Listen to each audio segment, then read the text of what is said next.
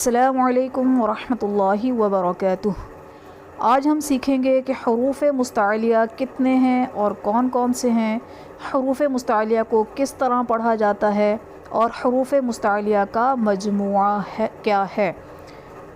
حروف مستعلیہ 7 ہیں: خ، صاد، ضاد،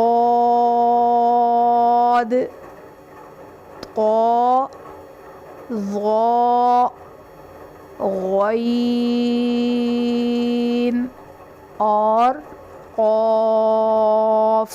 یہ 7 حروف ہیں جنہیں حروف مستعلیہ کہا جاتا ہے۔ یہ ہر حالت میں پر یعنی موٹے پڑھے جاتے ہیں۔ مستعلیہ لفظ دراصل نکلا ہے استعلاء سے، اور استعلاء کا مطلب ہوتا ہے بلند ہونا۔